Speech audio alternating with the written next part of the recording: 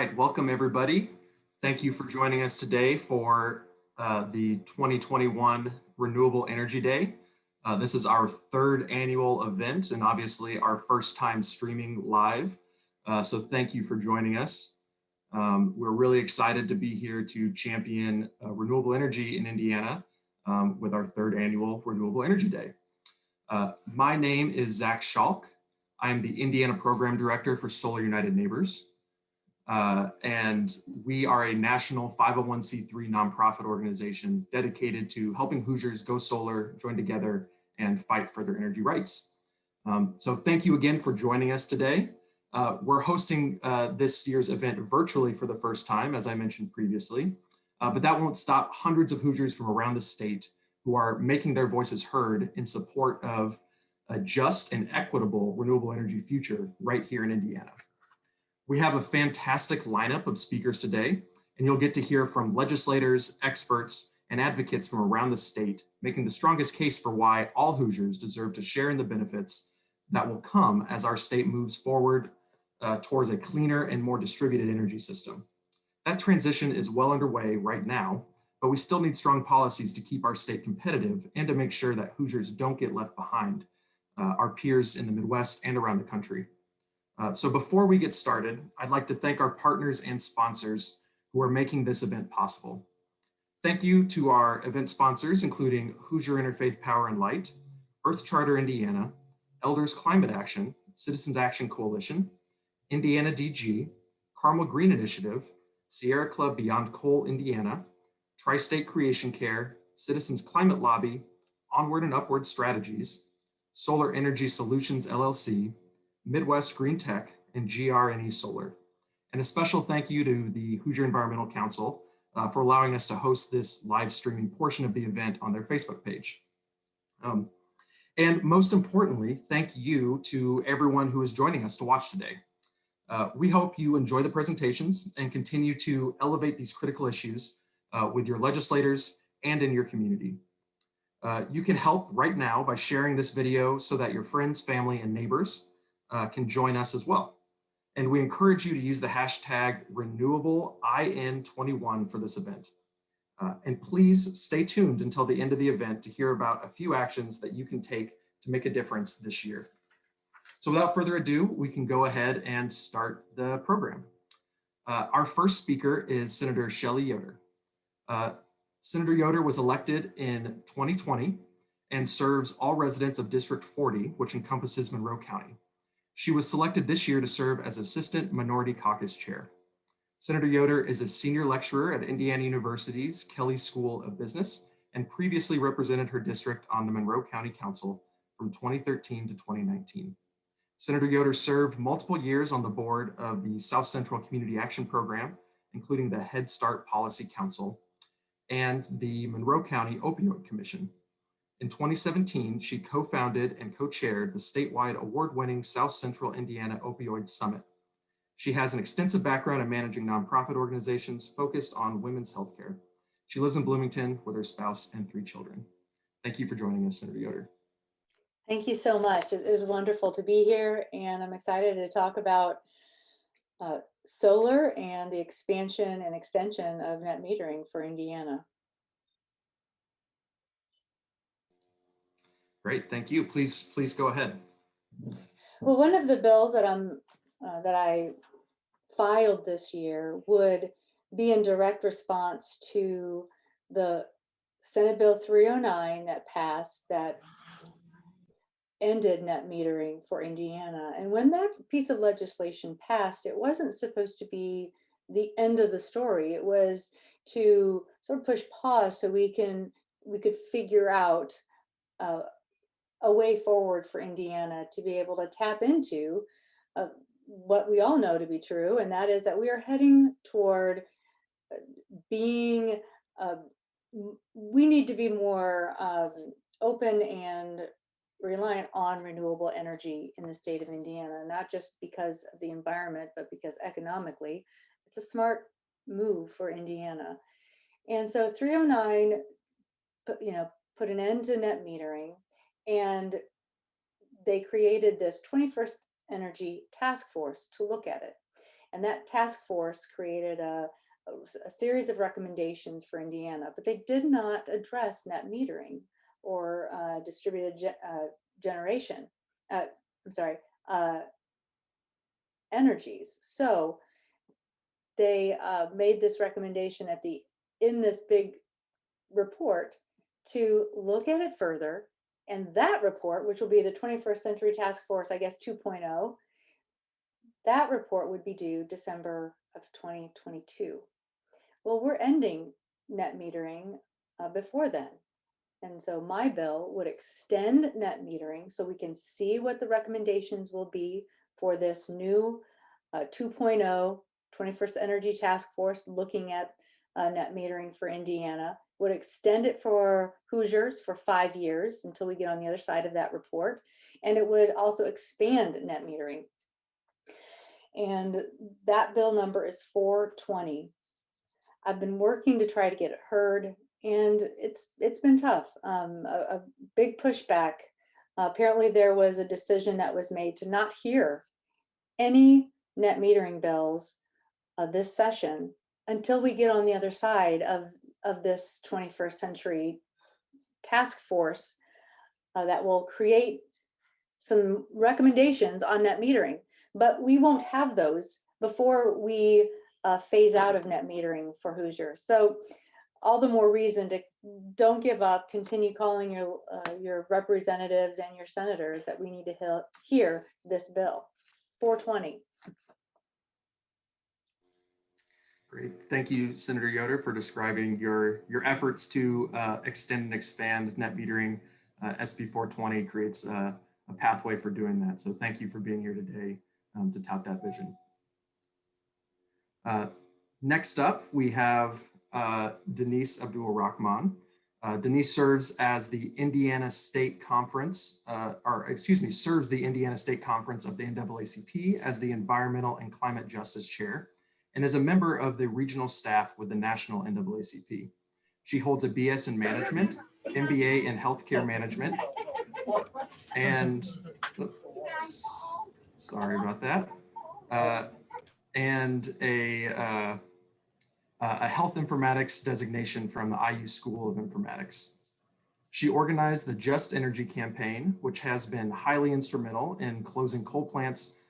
She stopped anti-distributed generation legislation and has launched demonstration solar projects in BIPOC communities in conjunction with launching the Power Up Solar Jobs Initiative in Evansville, and is now working on the advocacy of energy investment districts. Denise, thank you for joining us today. Thank you, Zach, and Solar United Neighbors and the Renewable Energy Advocates. The NAACP is here today to reclaim our power. Our communities are bearing the burden of polluting systems and are deprived the opportunity to build a black to green pipeline and to have the dire civil and human right to be able to live a thriving and resilient lives. We call on the Indiana General Assembly, the governor, and its 21st Century Energy Development Task Force to infuse wind, solar, and geothermal and equity in order to move all of our lives to the next level. Yesterday, the Grice News reported that 30 states and three territories have renewable portfolio standards. The states like Texas, through the leadership of former President George Bush, were among the first in the nation to put a renewable portfolio standard in place as statutory mandate. Indiana lags behind, along with 6 other states that are voluntary and 12 states that have no standard at all. The NAACP wants 25% by 2025 mandatory renewable portfolio standard in Indiana. We call for a mandatory net metering policy that allows for solar systems up to 2,000 kilowatts, and mandatory legislation that will give minorities and women-owned businesses equitable access to green jobs and clean energy opportunities, along with a fair chance. We also stand to ask for an enactment of mandatory legislation that will allow communities to take advantage of solar energy, whether each have solar panels or not. And we stand to say, hey, let's stop the bad legislation that has put net metering into the dark ages and is hindering Black, Indigenous, and people of color communities to having a fair and equal access to distributed generation. Thank you. Fantastic. Thank you, Denise. Thank you for sharing that perspective. Up next, we have Tim Phelps. Tim is the president of the Indiana Conservative Energy Alliance, an organization founded by conservatives who believe in a genuine all-of-the-above approach to Indiana's energy policy. Tim brings years of political experience at the local, state, and national levels to his organization's approach to transition to the clean, renewable, and efficient energy that's powering Indiana's future. Tim is a native of Dearborn, Michigan, and a graduate of the James Madison College at Michigan State University, and he resides in downtown Indianapolis. Thank you for joining us, Tim. Thanks, Zach. Thank you for having me. Zach just kind of asked if we'd talk a little bit about what the Indiana Conserval Alliance for Energy is up to these days, and especially what we're doing on net metering. So like you mentioned, Indiana Conserval Alliance for Energy is an organization that exists on the right, and it really is organized around people who believe in an all-of-the-above energy strategy that's going to include things like wind and solar, as well as everything else. I think as a foundational principle as conservatives when we're approaching energy policy, it lives in a pro-free market, pro-competition, pro-choice foundation. And these days, a lot of where all of those issues are coming to a head is on net metering. You know, here in Indiana, we're a regulated state. And that has given regulators, well, one, it's granted corporations a monopoly on our energy in the state where they're guaranteed annual profits.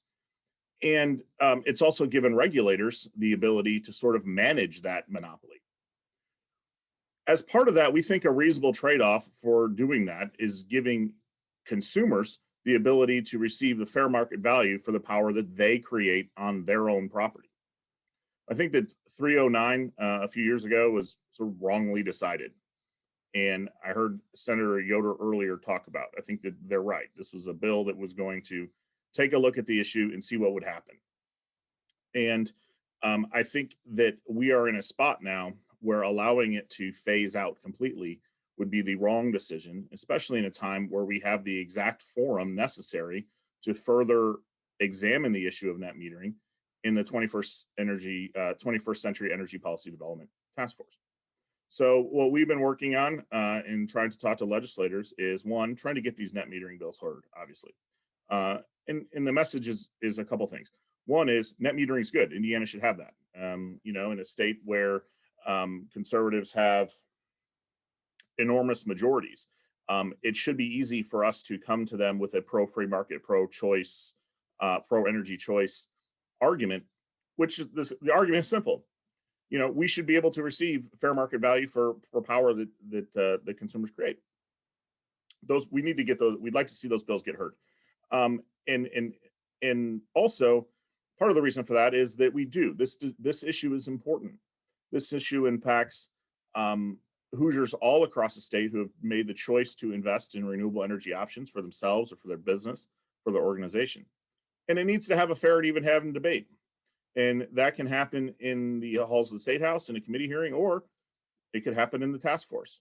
But either way, it would be irresponsible to allow net metering to phase out before really this debate happens.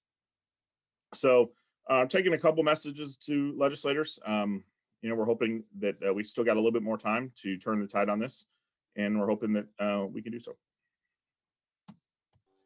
Great, thank you, Tim. Obviously, given the makeup of Indiana's legislature, having conservatives and conservative voices included in this movement is critical for our success in the near future. So thank you for joining us today and for your advocacy on these efforts. Up next, we have Ben Inskeep. Ben is a principal energy policy analyst at EQ Research, a clean energy policy consulting firm based in Cary, North Carolina. In his current role, Ben works on policy issues with clients in the clean energy industry, including serving as an expert witness on net metering policies in state regulatory proceedings. Ben received a Master of Public Affairs and a Master of Science in Environmental Science degrees from Indiana University's O'Neill School of Public and Environmental Affairs, and currently resides in Indianapolis. Ben, thank you for joining us today. Thank you, Zach. Appreciate you inviting me to be on today. And good afternoon, everybody. I'm really excited to join you today for Indiana's Renewable Energy Day. I think for good reason, there is a lot of excitement right now about renewable energy, both here in Indiana and across the globe. Many Hoosiers, though, might not realize the major changes that are underway now and how Indiana is going to get its electricity. The cost of solar energy in particular has fallen extremely rapidly the past decade, and so much so that our utilities have found that building new solar is more affordable than other types of generation, such as coal or natural gas. In fact, Indiana's utilities are now planning a massive expansion of new large-scale solar facilities to help keep our lights on as they retire these aging and expensive coal-fired power plants. These large-scale solar facilities will be absolutely critical to meeting our electricity needs with clean and affordable electricity that can benefit all Hoosiers. But large-scale solar that's owned or procured by utilities is only one type of solar. Customer-owned solar, such as rooftop solar on homes and businesses, also plays a vital role in adding clean electrons to our grid. The key policy that we've heard about today that more than 40 states have adopted to ensure that customer-owned solar is fairly compensated is called net metering. So net metering, as a reminder, this is the policy that allows a customer to share their extra solar energy that they generate with their neighbors and then get a credit on their bill. Each extra unit of solar energy that a net metering customer shares with the grid results in an offsetting credit for each unit of energy the customer receives from the grid, such as at night when the sun goes down. As Senator Yoder mentioned, and other speakers have mentioned today though, in 2017, Indiana lawmakers enacted Senate Enrolled Act 309 or Senate Bill 309. SEA 309 created a timeline for ending net metering in Indiana and replacing it with a new policy that significantly reduces the compensation a customer would receive when they share that extra solar energy with their neighbors. Since the passage of SEA 309, the clock has been ticking down on the end of net metering in Indiana. A task force to study Indiana's energy policy recently concluded, but discussions of customer-owned solar and net metering were banned from consideration as part of that task force. Lawmakers are now considering extending the task force for 2 years to study issues, including net metering, that they didn't address in the first go around. But Hoosiers are already almost out of time, as we've heard. Less than 1 month from today, our utilities will be submitting their proposals for ending net metering and replacing it with a new policy that's going to reduce that compensation significantly. New solar rates will become effective then by July of next year. So if the General Assembly doesn't take action to preserve or extend net metering this legislative session, solar will become dramatically less affordable for schools, churches, businesses, and families. Solar jobs could also be at risk, as we have seen from other states that rushed to end net metering and then lost lots of solar installer jobs. I think Renewable Energy Day is a great time to reflect on the progress we have made this decade in making solar energy an affordable and widespread energy solution. But now is also an important time to take stock of our policies and address any barriers that could prevent the growth of customer-owned solar energy in Indiana this decade. So I hope you'll consider talking with your lawmakers about why you care about solar energy and what policies are important to you, your families, and your community. Thanks for having me today, Zach. Great, thank you, Ben, for sharing your expertise with us. Up next, we have Ariana Whitaker, who's going to provide the perspective of the solar industry. Ariana is the Training and Services Coordinator for Fronius USA. She has worked with Fronius USA since 2013 and has focused her efforts on the education and engagement of their solar installer base, building relationships and managing training for key accounts. Ariana lives in Northwest Indiana with her 2 children, and when she is not working with her installers towards the Fronius global vision of a future powered by safe renewables, she enjoys reading books of all genres, advocating for progressive political issues, and learning to play the mandolin. Thank you for joining us today. Thanks, Zach. Thanks so much for having me. To give everybody a little background, Fronius International was originally founded in 1945 by Günter Fronius when he created and sold battery chargers, followed by our welding division in 1950. And then our solar division was added in 1995, created in part to offset the energy usage of our welders. Fronius is still family owned, and it's run by Günter Fronius's granddaughter. We currently have 34 subsidiaries on 4 continents. We established our USA subsidiary in 2002. And like Zach mentioned, I've been with Fronius USA since 2013.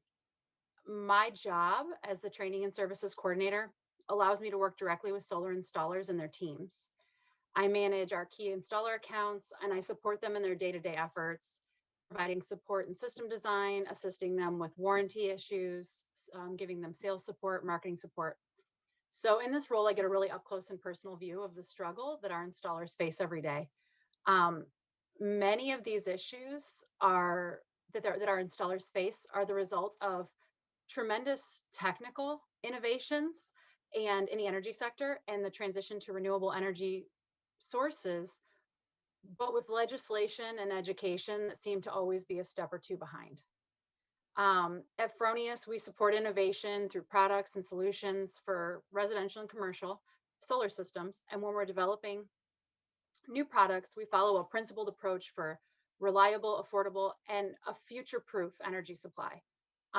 These principles are independent from the energy source, but the free primary energy source at virtually zero marginal cost and a sharp declining investment cost, solar is very clearly going to play a key role in the energy mix of the future. Integrating new technologies with our existing grid can cause challenges, and that's something we understand. However, they can be solved through the same innovation. With new technologies, electricity generation will take place in coexistence between central power plants and distributed energy sources, such as residential and commercial solar systems. And these distributed energy sources are replacing older power plants and operate as sort of virtual power plants. Based on the merit order, energy is dispatched when and where it's needed. This actually reduces the need for investments in transmission lines, conventional power plants. It improves the resilience of the grid, and it makes us less vulnerable to large outages and attacks. This decentralized architecture of energy supply, consumers and businesses will benefit from lower energy prices and more consumer choice, which is important for a healthy market. This fuels the growth of the local economy. With over 240,000 jobs nationwide, the solar industry not only contributes to the energy transformation of the 21st century, but it's also an economic engine. Indiana has 3,100 solar jobs today, and we only rank 32 of the states. We believe Indiana can and should be home to more solar jobs.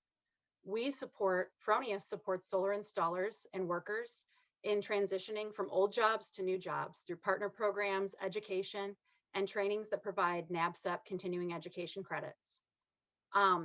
And already today, Indiana is home to some really impressive best practice solar projects, such as the award-winning North Putnam school system, where schools, businesses, and consumers can benefit from a lower energy cost. With the right policies, such as SB 420, calling for the extension and expansion of net metering, more households and more organizations can benefit from solar energy, and more solar jobs can be created in Indiana. Obviously, everyone is aware, in early 2020, our economy and particularly small businesses were ravaged by the arrival of COVID-19, but there has been a bright light. The renewable energy industry continues to grow across the US, and along with the transformation of our energy supply, could be the single biggest factor for recovery in the next decade. Renewable energy is an incredible driving force for job creation in the United States. Texas, as an example, is the second fastest growing clean energy market in the US. It boasts over 10,000 solar energy jobs, with only 1.7% of the state's electricity coming from solar. These jobs are a direct result of policies supporting clean energy, such as net metering and renewable energy property tax exemptions. A state that supports clean energy is a state that supports workers. Even though Indiana hasn't begun to scratch the surface of its solar potential, by 2018, the solar industry already employed 5 times that of the fossil fuel industry, per the nonprofit Clean Energy Trust. So solar energy and renewables in general present an incredible amount of opportunity for Hoosiers, but it truly depends on legislation and policy that removes market barriers and recognizes the benefits of clean energy, not just to our environment, but for our economy. And this growth is reliant on legislation that looks to the future and refuses to leave Hoosiers behind. So, thanks, Zach. Great. Thank you so much for joining us and sharing your perspective. And our final speaker is Susan Sirnic, who is here to represent both Solarize Evansville and Hoosier Interfaith Power and Light. Dubbed the Green Lady by various congregations, Susan's chaired the Green Team of Bethlehem United Church of Christ in Evansville, as that church installed the first solar array on a house of worship in Southwest Indiana. She has since presented solar how-to workshops to churches in the tri-state area, as well as to the Indiana-Kentucky Conference of the United Church of Christ. A native Texan, Susan began work at an oil and gas company at the age of 16. However, her faith journey compelled her current passion for renewable energy. Her husband, the Reverend Mark Sirnic, has served churches in Oklahoma, Texas, Colorado, and Indiana, where he retired. The last 2 churches he served have solar energy. Thank you for joining us today, Susan. Thank you, Zach. I'm so grateful for the opportunity to share my story today. Back in 2016, I chaired a green team at Bethlehem United Church of Christ on the north side of Evansville. After significantly reducing our utility costs with energy conservation, we began exploring solar energy. The people of Bethlehem are good, generous people, and most of them had never even thought of solar energy. The majority were unaware of its benefits. Some were just downright suspicious of it. You know the old axiom prevalent in churches, maybe in legislatures too. We've never done it that way before. The green team settled in for discussion and education. One of our team members had strong connections with Vectren, our local utility, and he secured a meeting with our leadership to discuss our proposed project. The meeting was cordial, informative, and concluded with some friendly advice. Install your system before year end. After research, we realized that a bill would likely be introduced in the next legislative session, proposing to eliminate net metering for new solar owners. If Bethlehem could not secure net metering, it would lengthen the payback period for our investment, jeopardizing congregational approval. We moved the congregational vote forward, and it narrowly passed. Bethlehem flipped the switch to its new array on December 21st, 2016. On January 8th, the initial draft of Senate Bill 309 was introduced, effective date January 1, 2017. Even under this bill's initial terms, Bethlehem was grandfathered to receive net metering for 30 years. So here's the burning question. Why did the hard-headed church lady stick her neck out to pursue renewable energy? Church drama surrounding a close vote was not necessarily a good thing. For me, it wasn't solely economics, although Bethlehem has saved over $8,000 annually on utility costs since its installation. Simply put, it was the right thing to do. I stood before the congregants and told them that our solar array is a matter of stewardship of the earth and of the church's finances. It is also an urgent matter of environmental justice. If you look at the National Interfaith Power and Light website, you will see an impressive list of statements by religious leaders across faiths, across denominations, who might not agree theologically, but who have come together to say that we have a moral responsibility to care for creation and preserve all within it, most notably at this time, us. The United Church of Christ, also on the list, was even more direct. I received an email from the national office one day that flashed, "Got solar panels?" Air pollution has historically been a problem in Evansville. A week after the solar vote, our city made the front page of USA Today for some of the worst air in the nation. Coal plants ringed Evansville, their emissions causing increased incidence of childhood asthma, stroke, heart disease, cancer, etc. To put this in perspective, how many of us want to buy property near a coal plant or refinery? And what if one doesn't have health care or equal access to medical care? All breathe air, but not all are affected equally. We've learned this from the pandemic. I hope the pandemic has also taught us to listen to the science. If we do so, we must significantly cut our greenhouse gas emissions by 2030 to avoid the worst consequences of climate change, which again, the poor and marginalized will suffer most. And how about our children, our grandchildren? If we do not act, or even if we delay, we risk the well-being of all, even those we love and those who come after us.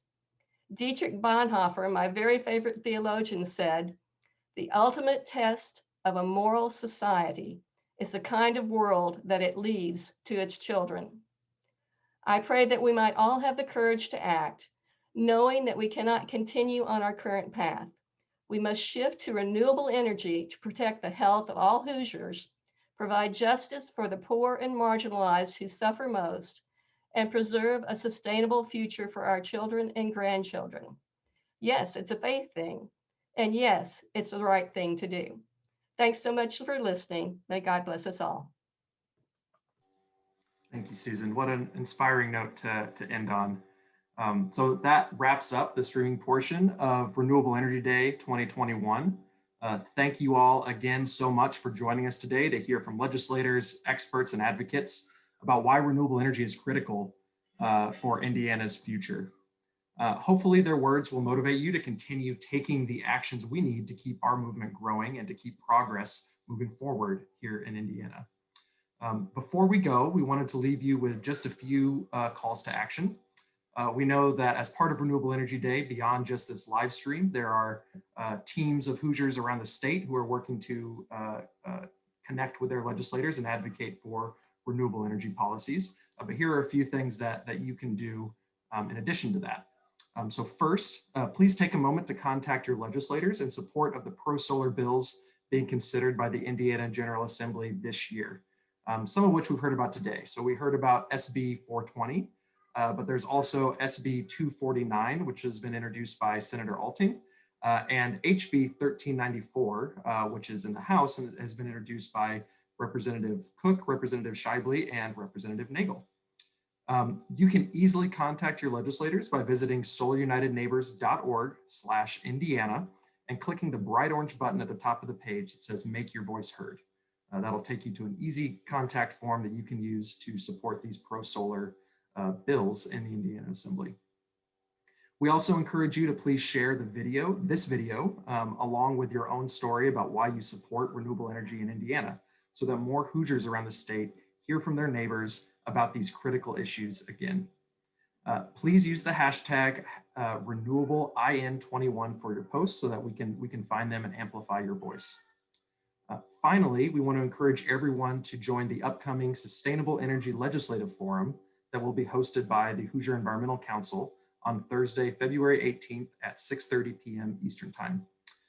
This will be another opportunity to hear from lawmakers, advocates, and experts about what's happening at the State House this year and what you can do to get involved. You can find more information on the HEC Facebook page about that event. So that wraps things up. Thank you again for joining us today. I hope you all stay warm and stay safe, and let's keep moving onward together. Thank you.